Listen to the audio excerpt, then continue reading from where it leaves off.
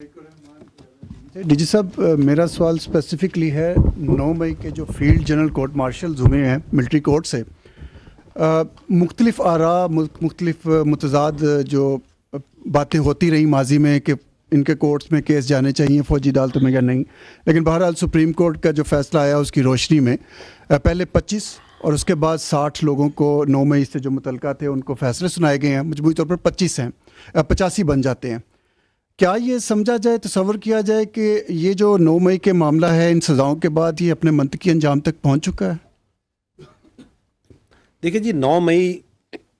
کے بارے میں جو افواج پاکستان کا جو پوائنٹ آف ویو ہے وہ بڑا واضح ہے، غیر مبہم ہے اور مستقل ہے،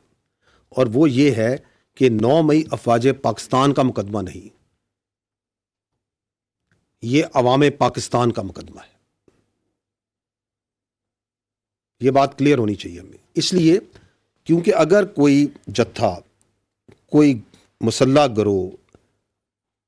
کوئی پرتشدد گروہ اس طریقے سے اپنی مرضی اور سوچ اور مسلط کرنا چاہے معاشرے پہ،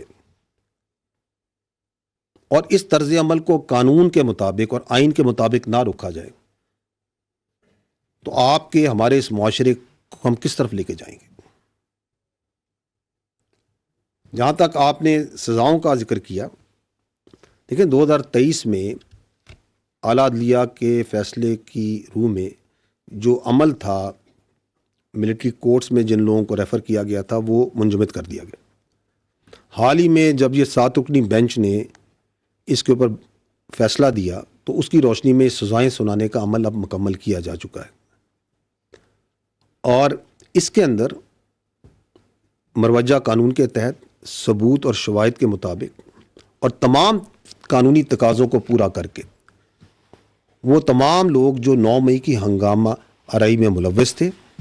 اور جن کو قانون کے مطابق ملٹری کسٹڈی میں ریفر کیا گیا تھا ان کو سزائیں دینے کا عمل مکمل ہو چکا ہے، اور اس فیصلے سے یہ بڑا واضح پیغام جاتا ہے کہ اس طرح کے معاملات کی کوئی گنجائش نہیں ہے، اور مستقبل میں بھی کوئی اس طرح کے معاملات میں اگر انوالو ہوگا تو اس کو آئین اور قانون کے مطابق باصورت سزا ملے گی۔ جو آپ نے سوال کیا اس کی توسط سے میں یہ پوائنٹ ضرور کہنا چاہوں گا کہ یہ جو 9 مئی اس کے جو سزائیں ہیں اس سے جڑے ملٹری کورٹ سے جڑے جو سول سپرومیسی اور لیک آف ٹرانسپیرنسی کا بیانیہ بنایا جا رہا ہے، اس کے لیے یہ جاننا ضروری ہے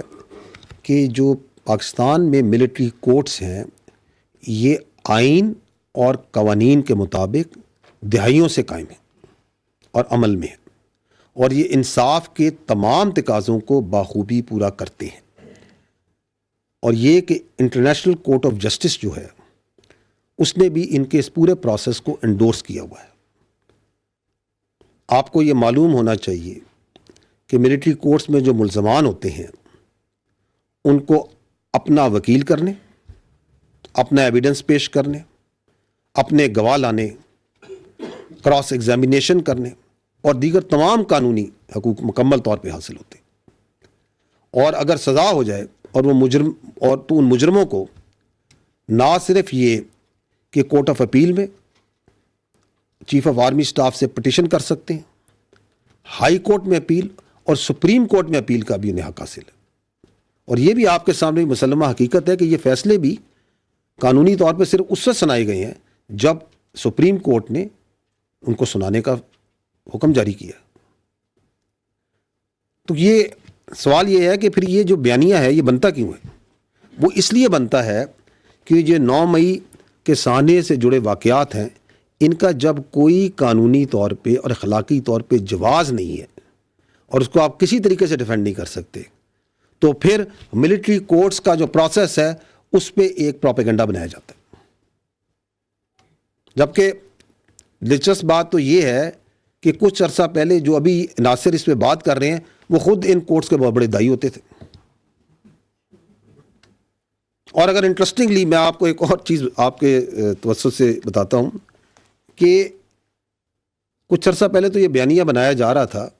کہ یہ جو احتجاجی انتشاری ہیں یہ تو ایجنسیوں کے بندے ہیں، یہ تو پلانٹڈ لوگ ہیں، اور یہ کسی بڑی گہری سازش کے تحت فوج نے خود حملے کروائے ہیں، فالس فلیگ. تو چلیں اگر یہ ہم نے اپنی ایجنسیوں کے بندوں کو خود اپنے قانون کے تحت سزائیں دے دی ہیں تو ان انتشاریوں کو تو خوش ہونا چاہیے.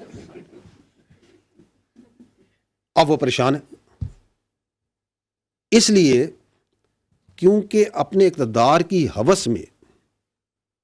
وہ منافقت اور فریب کی آخری حدوں کو کراس کر چکے ہیں. دس از دی پرابلم. اور اب یہ جو اینٹی ٹیررسٹ کورٹس ہیں، ہم یہ چاہیں گے کہ اس کے اندر بھی جو 9 مئی سے جڑے واقعات میں جو لوگ ہیں ملوث ہیں، جن کے مقدمات ہیں، ان کو اپنے انجام تک پہنچنا چاہیے. اس کی وجہ یہ ہے کہ اگر آپ دنیا میں نظر دوڑائیں تو ابھی اس سال یہ جولائی 2024 میں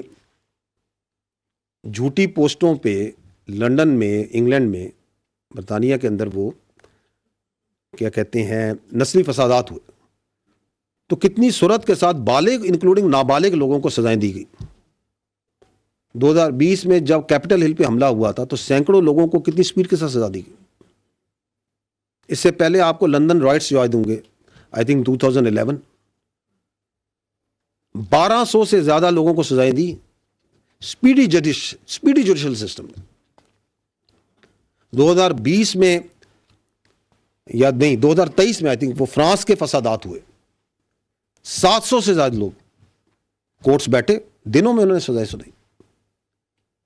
اور باہر کے ملکوں میں بھی باشمول امریکہ اور برطانیہ میں جس طرح پاکستان میں ملٹری کورٹس ہیں، وہ بھی ان کے قوانین کے مطابق بخوبی اپنا کام انجام دیتے ہیں. تو کہنے کا مطلب یہ ہے کہ اگر آپ حقائق کو دیکھیں تو باہر کی دنیا میں اسپیشلی مغربی ممالک میں جو سیاسی انتشاری ہیں ان کو کوئی سپیس نہیں دیتا، نہ کہ ان کو سپیس دیں اور بلکہ مزید ان کو انتشار پہ سیاست کی اجازت دی جائے. اور یہ جو بچے ہیں جو آپ نے یہ بات کی، یہ تو نوجوان بچے جن کو زہریلا پروپیگنڈا کر کے، جن کو ریاست کے خلاف، اداروں کے خلاف کھڑا کیا گیا، ان کے جو والدین ہیں اور پیار کرنے والے، ان کے محبت کرنے والے ہیں، ان کو یہ دیکھنا چاہیے کہ کس طرح ان کو استعمال کیا گیا اپنے مخصوص سیاسی ایجنڈے کے لیے، اپنے اقتدار کے لیے، اپنے مقاصد کے لیے. اس کی بھین چڑھایا گیا. یہ نوجوان تو ہمارا اثاثہ ہیں، بجائے اس کے کہ ان کو تعمیری سوچ دی جائے، تعلیم دی جائے، ان کو سکلز دی جائیں، کچھ لوگ اپنی سیاست کے لیے ان میں زہر ڈالتے ہیں، زہریلے پروپیگنڈے سے ان کے اندر کرتے ہیں. تو جو اس بیانیے اور پروپیگنڈے کی بنیاد رکھتے ہیں، اصل ملزم تو وہ ہیں. اور اسی لیے انصاف کا سلسلہ اس وقت تک چلے گا جب تک 9 مئی سے جڑے منصوبہ ساز اور اصل گھنونے کرداروں کو آئین اور قانون کے مطابق کیفر کردار تک نہیں پہنچایا جائے.